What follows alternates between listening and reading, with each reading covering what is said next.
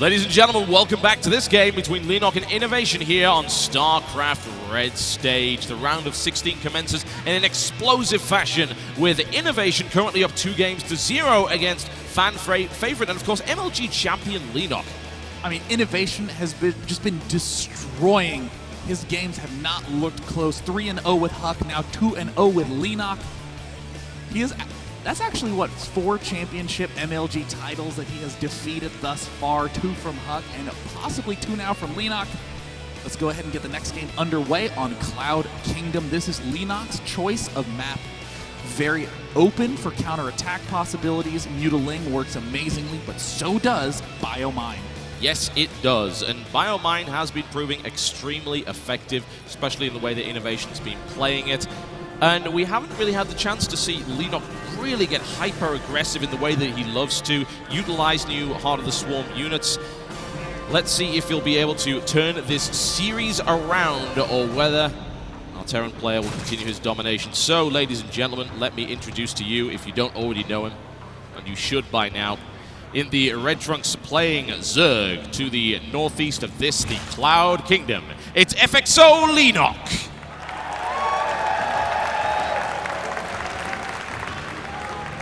Versus his opponent, who is putting on a dominant performance so far here once again to prove that he is one of the best Terrans in Korea right now, and representing Kesper in the blue trunks playing Terran to the southwest. Currently up 2-0 in this best of 5 series. STX Seoul Innovation!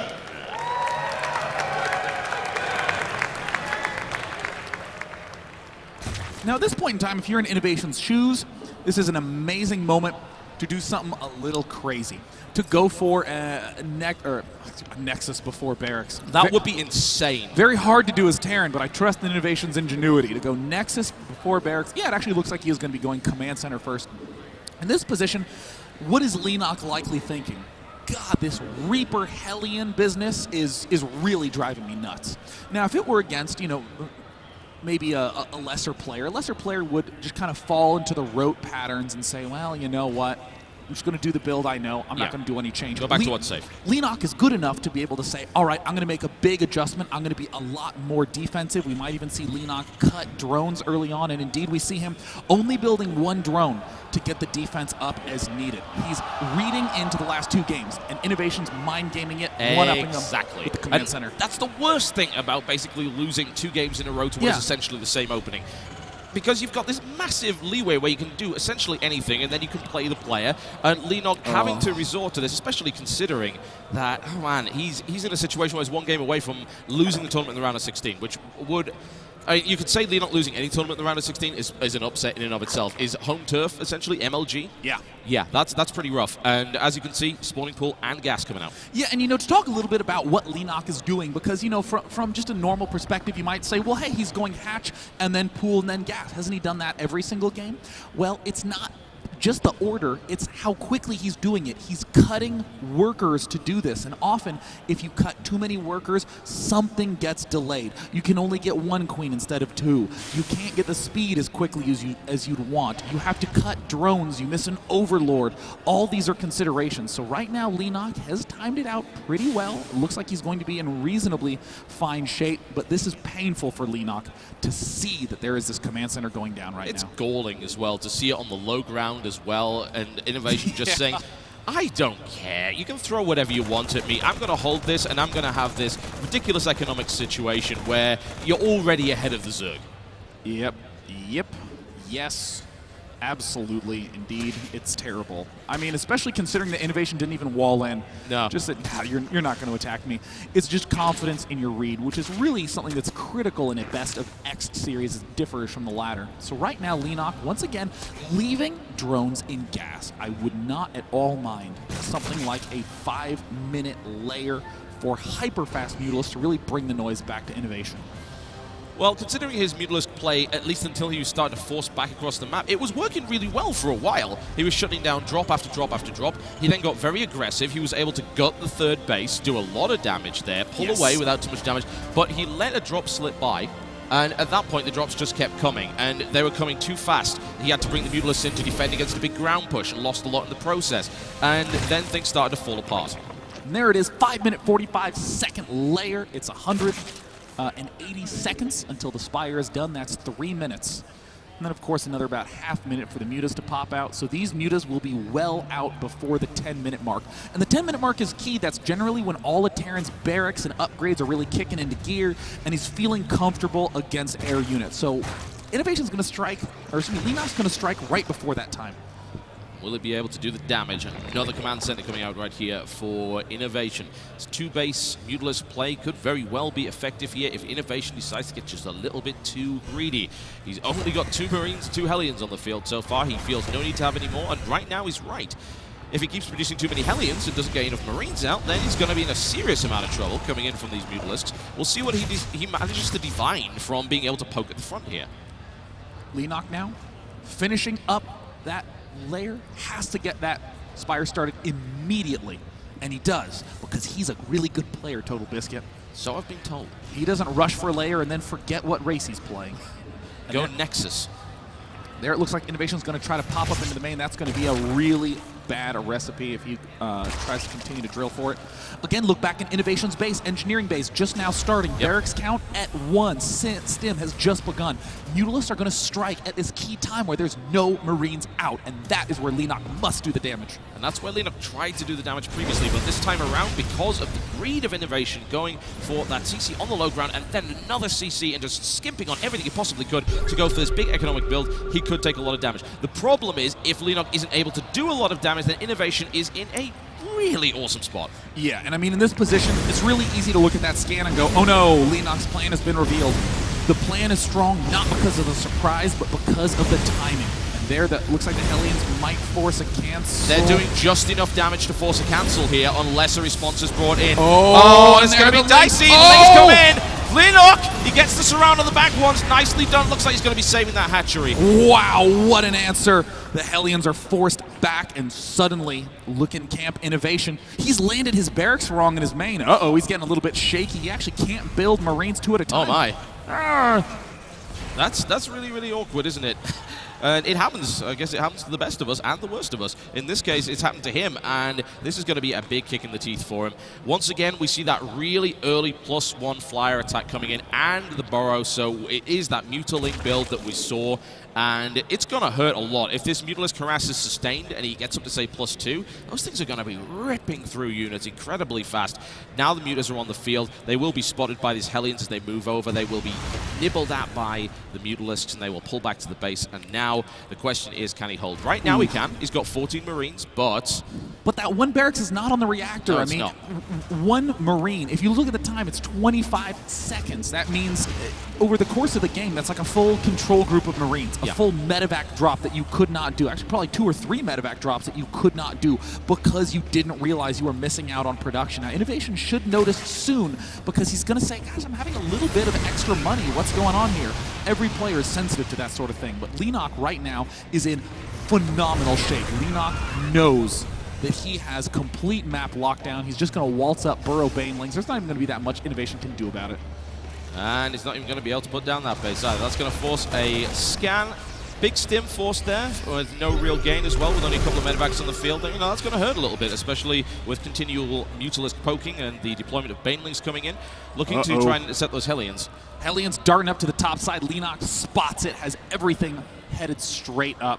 Innovation is going to be sacrificing 4 more Hellions' lives today for 0 gain. There's attempted surround. Will they kill a single drone? No.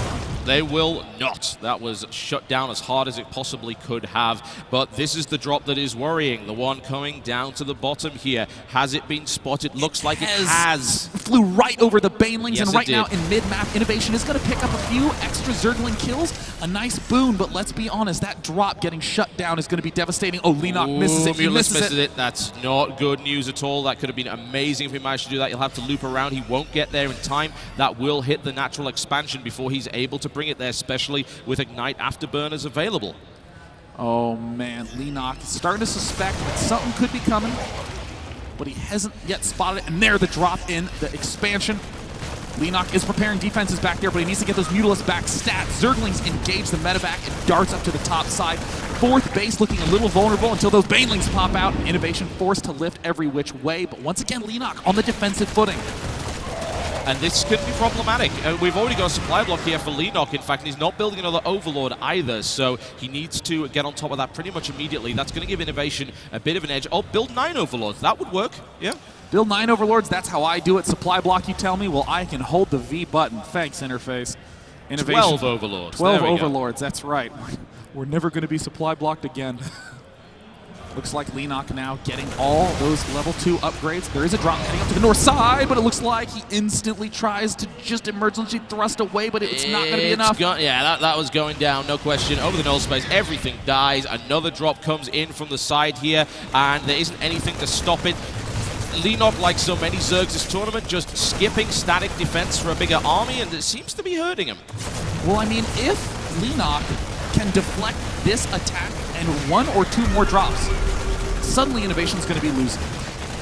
The problem is he's not able to do it. He tries to get the surround in there. He lost a lot of drones in that engagement, a lot of mining time as well. Down goes the medevac, nicely done. Keeps the Queen as well. But the supply count, Innovation is starting to roll. He's got his 3rd base up, and he is producing units at an incredible rate. So incredible a rate that it slowed his computer down to a crawl. Well, it looks like Leenock is letting us know what he hotkeys to 1 and 4, things that benefit from the A button. Indeed, I wonder what that could be. Well, we do have a feature thankfully designed for just this occasion, assuming that this does go down the way that it's looking like it might. Yep, in fact, if this game disconnects, no problem. We can hop right back into the game and recover it from the instant the drop occurred. And thankfully, not a bad time to do it either. If it was in the middle of a battle or something key was about to happen, then... Innovation's back. Yep, he's back up. Okay, all right, fine. We're not going to be taking command just yet. Innovation now moving around the side here, and he will be spotted by this Overlord. The question is, will the interception come quickly enough? The Mutas are in a prime position to make that work. So where is Innovation moving now? Looks like they're splitting his army up into 2 control groups. Control group 1 heading up mid-map. Leenock trying to have some defenses set up, but there's a Widow Mine that gets taken out.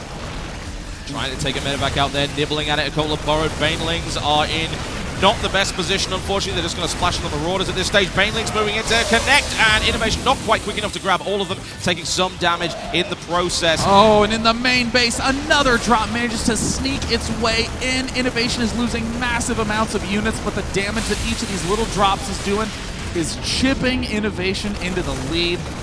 Extract going down there's another spawning pool, going to die as well by the looks of it. Oh, Mutas are moving in to intercept. He's going to lose some Mutalisks in this, though. I mean, what is a Zerg to do in this spot? I mean, going for mass Mutalisk Zergling, another attack, moves into the expansion, 60 Lings in production. A macro hatch will fall. This is going to be a nearly impossible defense for Leenock, especially with the mines there to intercept. Yeah, and he's ended up basically in the same situation as he was last game. He got into this point where he had the Mutalisks, he wasn't able to attack with them because he had to use them for defense, and then just multi-pronged drops, sitting on 3 bases, now 4, just able to throw units at his opponent over and over again and just gradually wear him down. And this is something the Zergs are going to have to try and figure out right now, and Leenock apparently has not been successful in doing that against a player as good as Innovation. An excellent fungal lands, but it's unclear if it's actually going to be able to stop this overwhelming number. I mean, it's the Terran Swarm in this series. Overwhelming numbers of basic units, and of course the medevacs will just dart away once the focus has been regained. And a Widow Mine pops there as well. Unfortunately not killing the medevac, that would have been fun to see, but hey.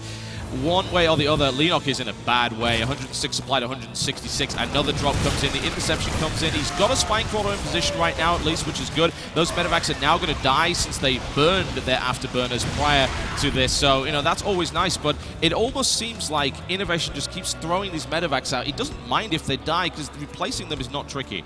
And there's another small-scale push up at the 3rd base, but it will almost certainly be enough to take out these Zerglings.